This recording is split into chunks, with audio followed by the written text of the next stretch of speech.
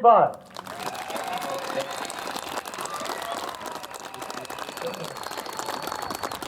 Thank you. Thank you. I'm not much of a public speaker, but I'll say a few words. And today, for a change, I'm live, so you can't tune me out, minimize me, go to a different channel, look for something more interesting, at least for a little while. So I'm here live, in person, instead of on your computer screen. But it is great to see everybody, such a wide range of folks and flags and signs and people from all just areas of life, just like me, my son, my family. My guess is, I might be wrong, but my guess is a lot of you all probably haven't been to 15 or 20 demonstrations or rallies in the last couple of years, you know. This is new, I think, to a lot of us, and we know why, don't we? The arrogance of our leaders has just pushed us to this. The gall that we're seeing coming out of Washington and in many state capitals is just more than we can bear. And we are pushing back. We're pushing back. You all are pushing back. We're all pushing back. We're just not having any of it. It's just that simple. The thing that I do, of course, primarily, is the YouTube videos. In shooting videos, we've become a little bit more politically active, not in a Republican, Democrat sort of way, just in an activist sort of way, because it's crazy. We can't believe it. One of the neat things about social media, YouTube, the things that we do, I'm not a big Facebooker, but Facebook always seems so cluttered to me. I guess I'm an old guy, you know, I can't get used to it. But the social media, being immersed in it all day long, almost, several hours a day at least, for me is one experience I have, maybe some of you don't, but I hear from people all over the country and communicate with people all over the globe on a daily basis. I mean a daily basis. One of the small gifts I have, I can't think very fast, as you can tell, but I can type really quickly. I really can. Type faster than I can think, unfortunately. So I communicate through the keyboard with a lot of people every day.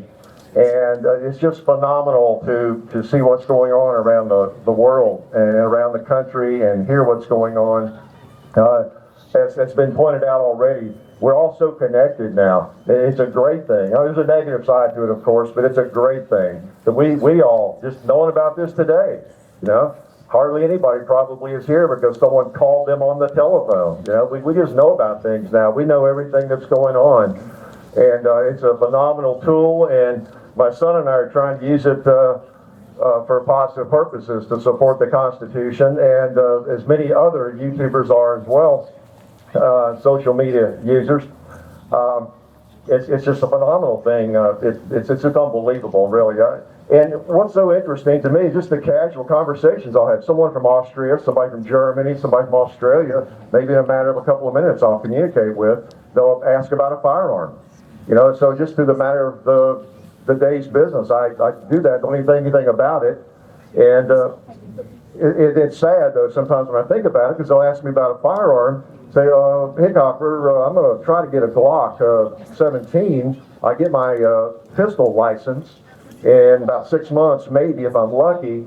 Now, it has to have a certain length barrel. Do you think that's a good choice if I get my pistol license?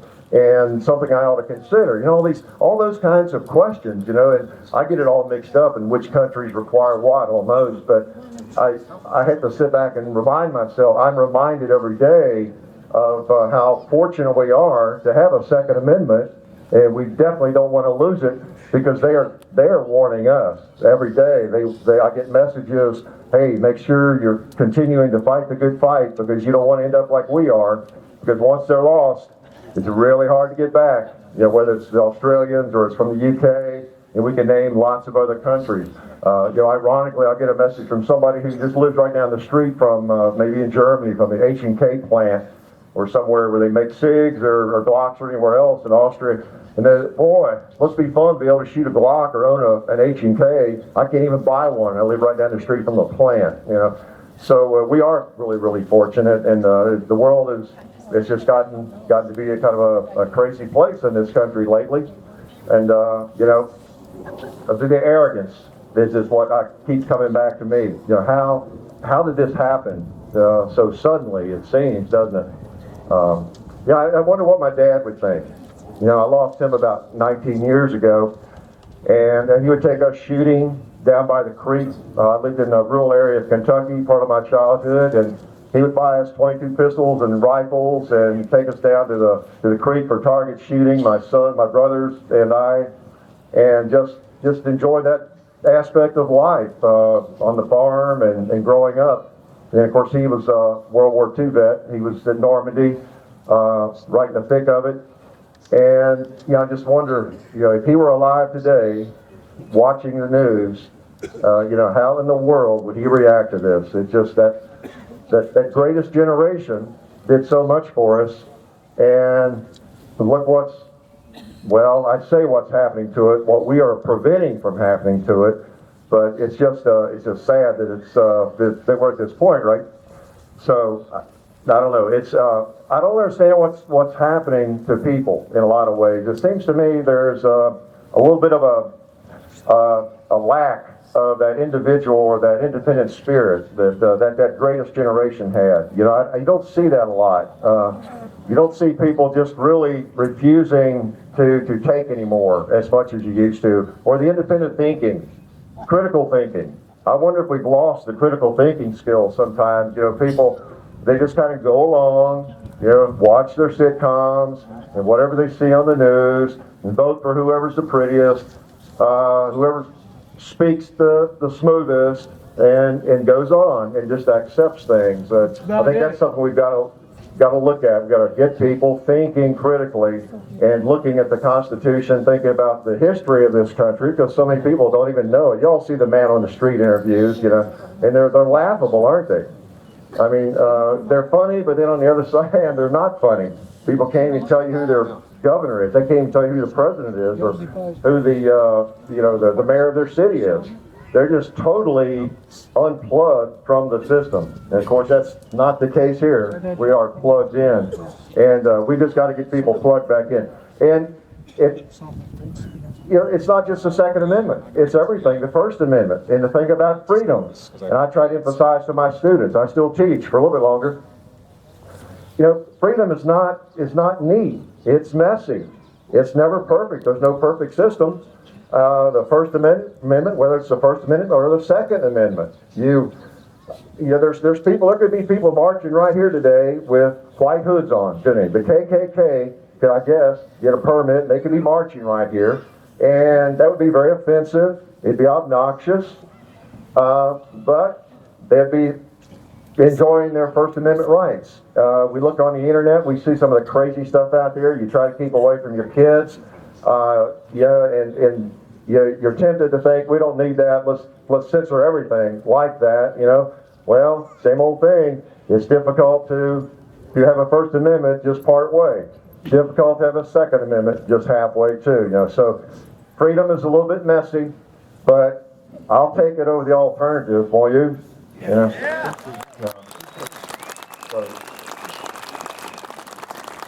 So anyway, I don't have anything profound really to say. I think we just have to watch, make sure that we are talking about freedom and not just our freedom. I mean, sometimes I wonder who is more dangerous, that person on the far right or the far left. You know, sometimes we have both extended ends trying to control people just a little too much.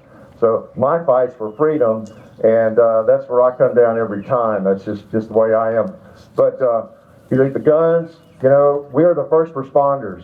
We're the first responder. Obviously, everybody knows me as a gun guy. I've been shooting forever, and I shoot every day, and I've got a ton of guns, and that's me. But we are the first responders. We should have the best firearms. We should have the standard capacity magazines, a 15-round magazine in our Glock or whatever it is, because if someone breaks in your house, it's 5 minutes, it's 3 minutes, it's 20 minutes before somebody's going to get there to help you. So you are the first responder, as has been pointed out by many people. And so if anybody needs the full capability, it is you and me, almost more than the police officer. So just something to think about. So, anyway, I'll let someone else speak who's probably a lot prettier than I am. And it's good to talk to y'all, and I'm glad that you showed up today. It shows you're plugged in, and man, we sure appreciate everybody that's supporting the Second Amendment, because the Constitution from top to bottom, we've got to support the whole thing. First Amendment, Second Amendment, and we're not giving in a bit. We're not giving in a bit. Okay, thank you.